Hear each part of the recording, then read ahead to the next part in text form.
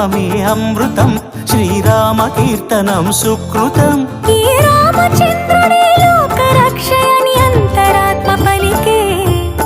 జగదానందకారక జయ జానకి ప్రాణనాయక, శుభ స్వాగతం ప్రియ పరిపాలక.